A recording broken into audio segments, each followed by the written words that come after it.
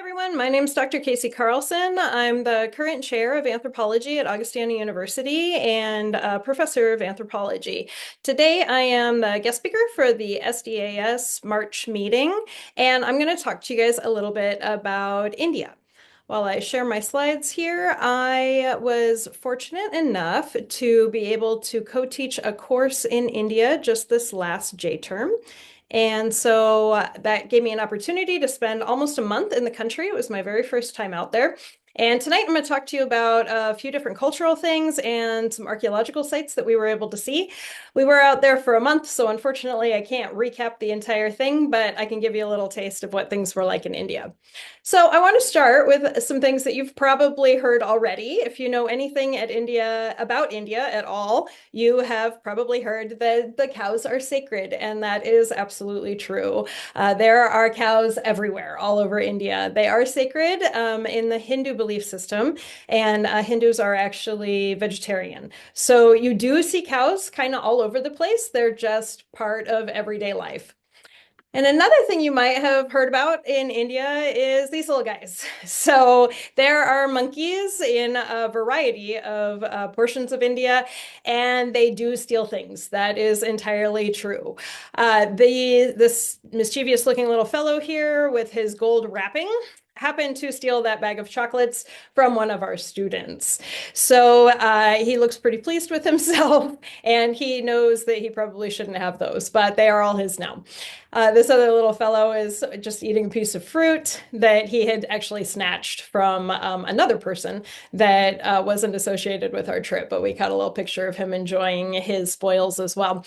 So this is just some of the wildlife that we were able to share India with. So we really can't talk about India without talking about the religious traditions of the country. So India is Hindu majority. So the majority of India, about 80%, is Hindu. And then the next highest majority is about 20% Muslim. And from there, you've got Buddhism, Jainism, Sikhs, Christians, all being less than 5% of the population. And that's really important to understand, just if you're going to kind of understand the makeup of the country itself. So I used this phrase in the title of my talk here, but we also used it in the title of our course, and this is the term Dharma. So seeking Dharma in India. So what is Dharma? Dharma actually is a Sanskrit term that has often been said to be completely and totally untranslatable, that it loses too much meaning, and so it's actually impossible to translate into English. So we're going to do our best, but we should own that it is in fact actually a very difficult concept to translate. So Dharma is a Hindu concept, but it is also deeply rooted in Buddhism, Jainism, and in the Sikh religion. So really, it's simple in its complexity. So the idea of Dharma is to live a balanced, moral, like orderly life. And that means religiously, but it means in everyday life. So when we talk about the sacred cattle, that's a part of like living in Dharma, is that other animals will not be hurt for like the existence of us. So to find Dharma means really to just find balance, to find harmony within your own life, not just for yourself, but for the good and the well-being of the community. And this is really kind of a core value that we saw and heard and experienced everywhere we went in India. So another word, I'll let your eyes adjust. This is actually the Northern Lights out of our plane window. And the reason that I put these pictures up at the very, very beginning of our trip here is that there's a term that you hear in India a lot that we don't use very much in our own kind of Western culture. And that's auspicious. And the definition for the word auspicious can be a lot of different things. But in India, it means like meant to be, right? Or like perfectly aligned. So I, for one, have always wanted to see the Northern Lights my entire life. And the fact that we happened to fly over Greenland and the Northern Lights were doing their thing right outside of our airplane felt as a very auspicious start to what ended up being just a truly remarkable trip. So we got to start with this kind of auspicious experience of getting to see the Northern Lights. And then we were in India. And if you're not familiar with India, I wanted to just pop this picture up here so that you can kind of see where we are and where we're heading when we kind of talk about this trip. So we landed in Delhi, which is up in the northwestern kind of region, and we followed our way along the Ganges River. And so I'm going to give you kind of a closer up look at the Ganges. So we landed in New Delhi, went up to Rishikesh. I've got some stars just to kind of show you where we went along our route here. But first, I want to talk about the Ganges itself. The Ganges is a very sacred, very holy river among the Hindu, but among most people in India. There's a religious tradition that goes back to Shiva, that the Ganges is actually part of Shiva's hair. So it's very like significant, religiously significant, spiritually significant to the people of India. It is believed that a holy dip, some completely submerging yourself in the Ganges will relieve you of your sins, kind of like give you a fresh start in life. And so going to take a holy dip is something that is very important to Hindu folks and something that we saw a lot because we spent a lot of time along the Ganges River. So I'm going to talk about some religious ceremonies and some other things as we go, but I just kind of wanted to give you an idea and an understanding of how important this river is to the local folks in India. So each one of these stars are places that we went along the way. If you kind of look all the way to the left, starting in New Delhi, that's where we landed. And from there, we went up to Rishikesh, which is just up a hair there, up in the foothills of the Himalayas. Rishikesh is the home of yoga, and it is also fairly close to the headwaters of the Ganges itself. From there, we actually flew all the way to the Bay of Bengal. You can see that green star there at the very, very bottom. We were in Bhubaneswar and Puri, and from there we went up to the Calcutta region, went to the Sundarbans, and then we slowly kind of made our way back to New Delhi for our exit. So we stopped in Varanasi and also Agra, and we'll talk about these places kind of as we go, but I wanted to give you an idea, sense of space and the places that we traveled with this map here. So one of the big things that was happening while we were in India is called the Kumbh Mela.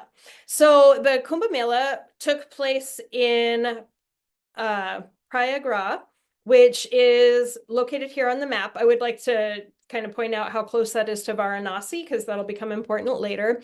But the Kumbh Mela happens every 12 years, and it is a very, very sacred event. It is also the largest gathering of human beings on Earth for religious purposes.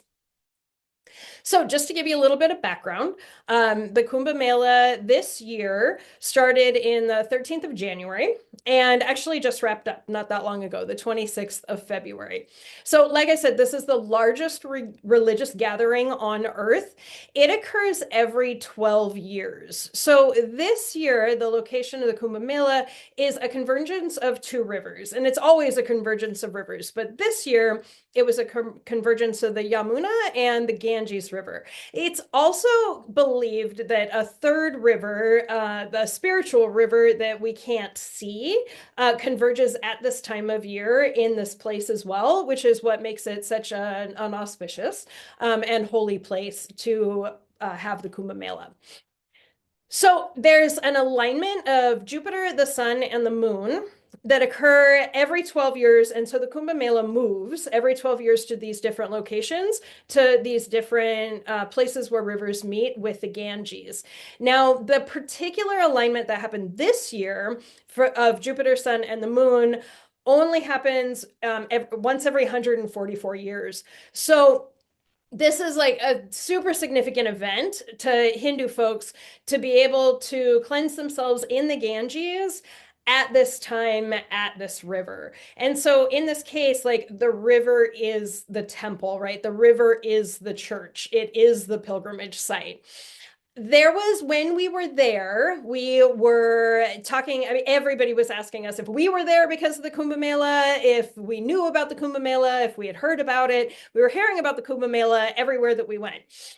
And at the time, they were estimating that there would be between 300 and 400 million people in attendance. Now, for to like get that scale in our heads, in 2024, the census of the United States of America was 241 million people, 341 million people. So we're talking like the population of the United States, the entire United States coming to this one spot in these couple of weeks. When they actually like figured all of the people that came, it was 660 million people attended the Kumbh Mela this year. So this is, it's always the biggest event, but this year it broke records. So these are the only pictures that I used that are not mine.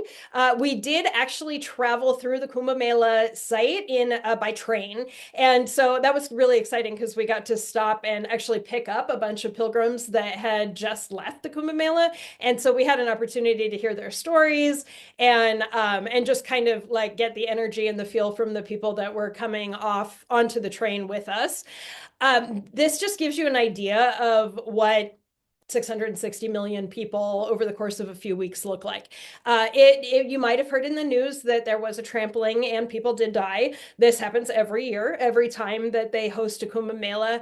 Again, if you keep in mind, this is almost double the population of the United States of America. That is, it's just a lot of people. So unfortunately, 36 people did pass in a stampede event that did happen, but it was just absolutely incredible to see this tent city and all of these boats or these bridges that they built for people to be able to get back and forth across the Ganges.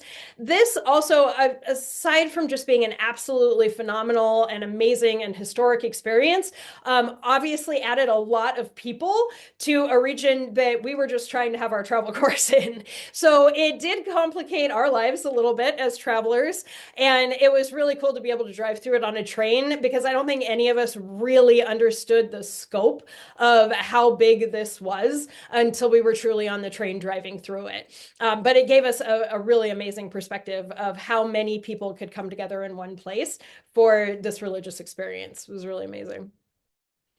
So I want to talk about Varanasi, which is right here where this white star is. And I just want to call attention to how close that is to the pilgrimage site of the Kumbh Mela, because I'm going to talk about our visit to Varanasi next. So Varanasi is also known as Benares, and it is a UNESCO World Heritage Site. It is one of the oldest continually inhabited cities in the world.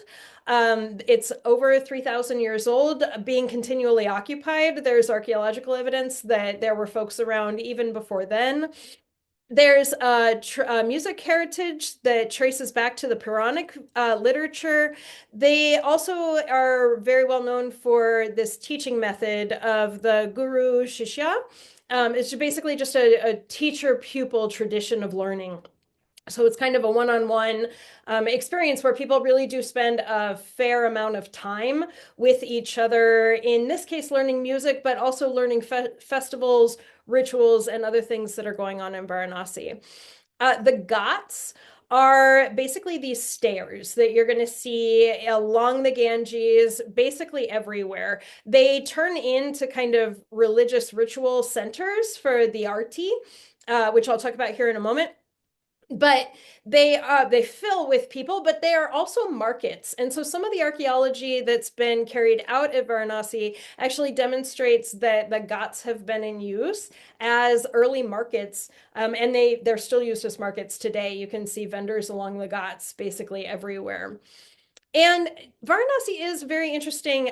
There are crematoriums, and I'm going to talk about that a little bit more. But Varanasi has this very interesting connection between the living and the dead. So, in addition to being a really, really old city and just absolutely breathtakingly beautiful, it also is an ideal place to die. If you're a Hindu, the idea is that your body will be taken down to the river Ganges, given its last holy dip, and then you'll be cremated and your remains will go into the river Ganges. And that's considered kind of one of the best possible scenarios for a death and a good burial if you're Hindu.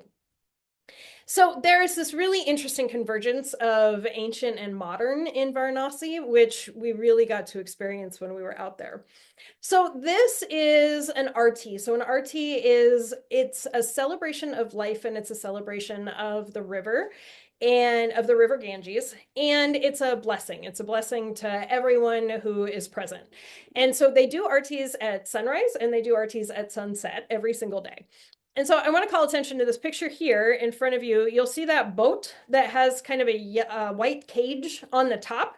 So that's right where the river Ganges starts. And then if you look all the way across the river, you can actually see the other side. So that's the sand bank of the river.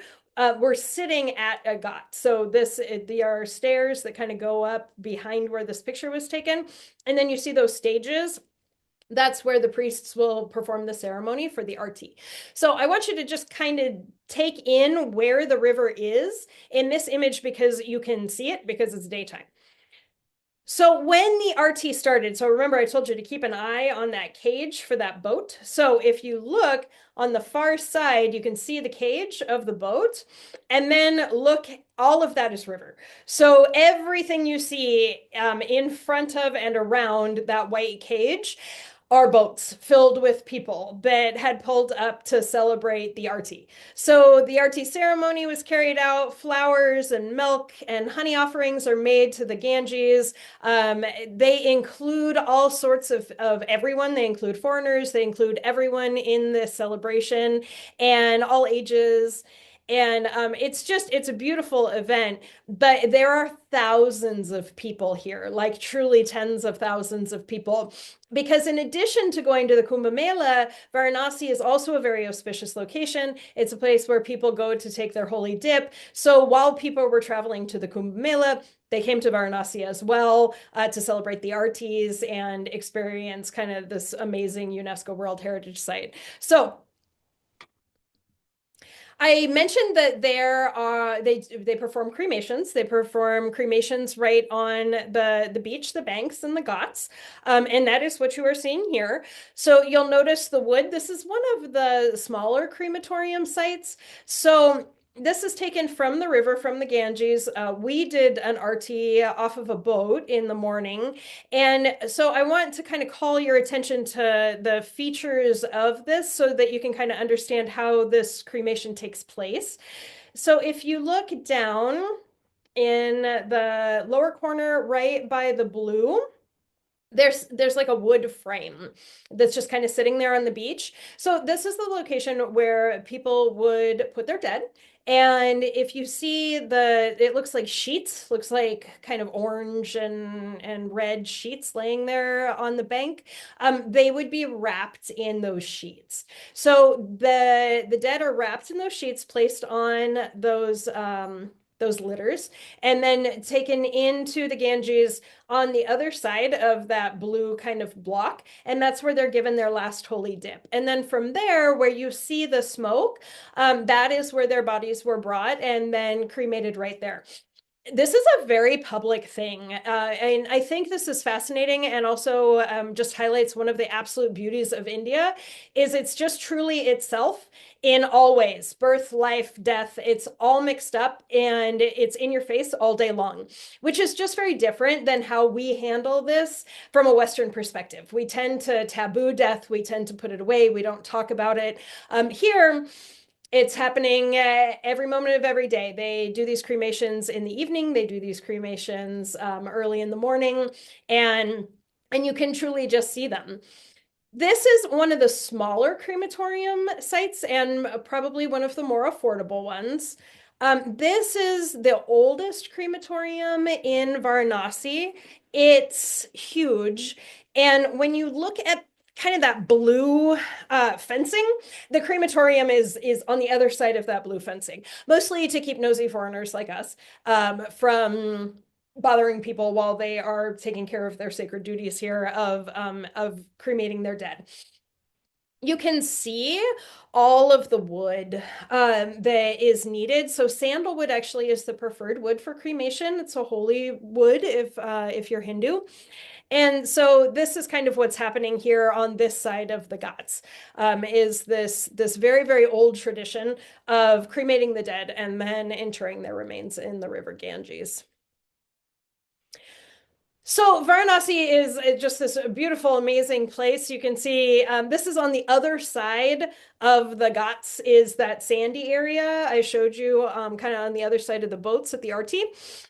They have like camel rides and horses and things, and this is completely for entertainment. Their camels don't belong here. They bring them in from other parts of the world, and you can ride them and you can ride the horses and whatever for basically $1. And you can get chai, and it's kind of just a fun activity to do. All of this is set up for Indian folks. It's not set up for Western people, although they're more than happy to let us ride camels and do all of those things. But they actually don't get a lot of Western tourists. The entire market is really set up for other Hindus. Okay, from there, we went to Agra, which you might recognize this building. So this is the Taj Mahal. So I want to talk a little bit about the Taj Mahal. It's also a UNESCO World Heritage Site. So the Taj Mahal is actually a mausoleum, in case you didn't know. I actually had no idea before I was going to teach this course. I had just never looked into it, so I didn't realize. So the Taj Mahal was actually commissioned in 1631 by Mughal Emperor Shah Jahan. And it was actually built for his favorite wife, his third wife. In the Muslim tradition, you can have up to 4 wives, as long as they're all taken care of and respected equally. And so this was his favorite wife was Mumtaz Mahal, and she died in childbirth at 38 years old. Her daughter, whom she died birthing, actually survived and lived to be 78 years old. She was Queen Mahal's 13th child. So this was, again, back in the 1600s where like infant mortality rates are quite high and death in childbirth was also quite high. This is considered kind of the temple of like love and grieving and mourning because the emperor was so brokenhearted. He was said to his beard and his hair were said to have gone completely gray within a week of his wife's passing. He was completely just totally heartbroken by her loss. And so he commissioned the Taj Mahal. 20,000 artisans from across the region, as far away as Turkey, came to come and help construct the Taj. It's a 42-acre complex, and it is situated on the Yamuna River, which you'll remember is actually the location of the Kumbh Mela this year, was the Yamuna and the Ganges where it converges. So the Taj Mahal is perfectly symmetrical and meticulously planned, including a very extensive garden. The craftwork of the Taj Mahal is incredible, and getting to see it up close was absolutely breathtaking. It's made of white marble. There's a ton of poetry and other like details of her death and their empire written in Arabic around the Taj, and all of this amazing inlay and work with the flowers and things.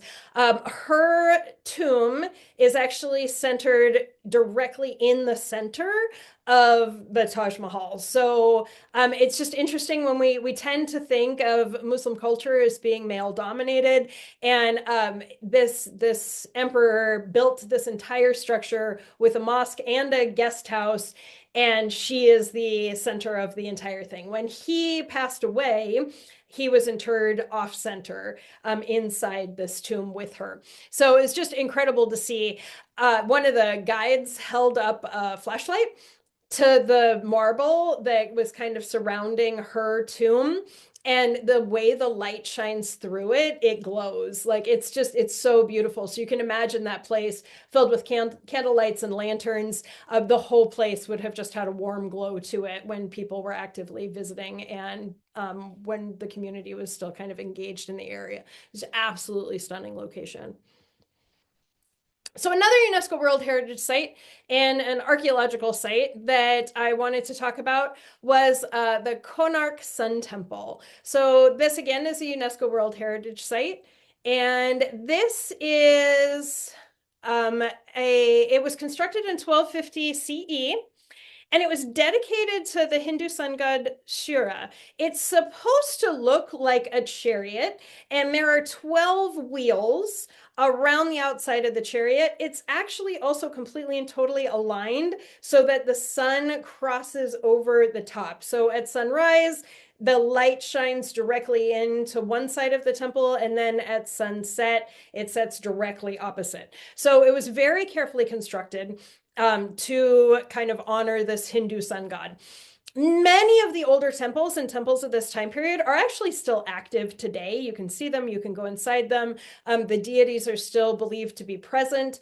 And so you'll actually see a flag at the top of the temple when the deity wakes up in the morning, and people kind of go there to pay homage. This is not. This is a sleeping temple. It's not a temple. The deity is no longer present. So it is truly an archaeological site.